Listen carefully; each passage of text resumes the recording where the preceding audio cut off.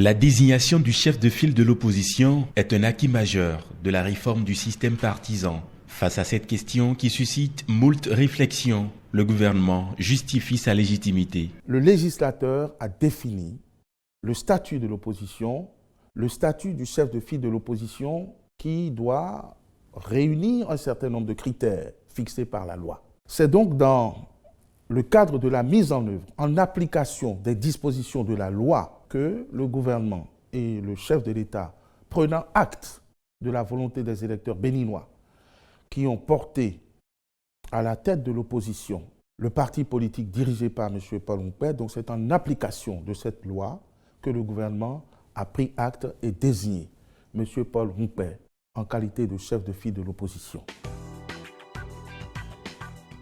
La libération de la bande côtière est une des dernières actions entreprises par le gouvernement, mais elle n'est pas sans heurter l'entêtement de certains occupants.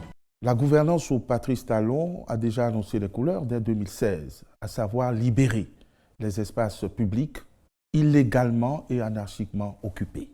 Et il y a eu suffisamment de sensibilisation, il y a eu suffisamment de mise en demeure, il y a eu suffisamment d'actions pour que nous n'ayons plus à déplorer, après l'exécution des premières phases à Cotonou, une telle occupation anarchique de la bande côtière. Certains Béninois ont continué dans leur entêtement à occuper et même à construire sur le domaine public maritime. En prévision ici, sur la route des pêches, l'implantation des complexes hôteliers, des centres de loisirs, des cités balnéaires avec la mise en plan de cocoteraies. Les dispositions sont prises pour permettre que les enfants aillent à leurs examens. Les dispositions sont également prises pour permettre que les noyaux, on va dire, d'autochtones, de pêcheurs qui peuplent la côte retrouvent une solution de relogement et soient laissés là en attendant.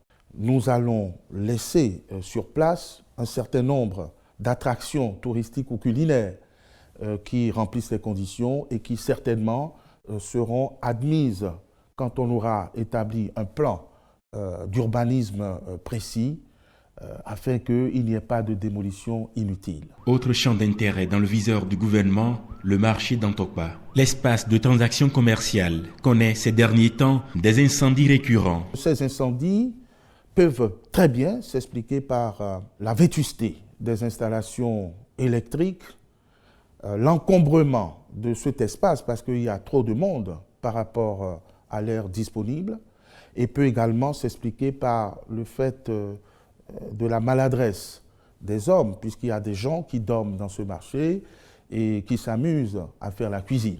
Alors, en attendant que nous ayons les raisons précises, nous devons reconnaître que ce n'est pas du fait du régime du nouveau départ qui n'a fait qu'hériter de cette situation explosive.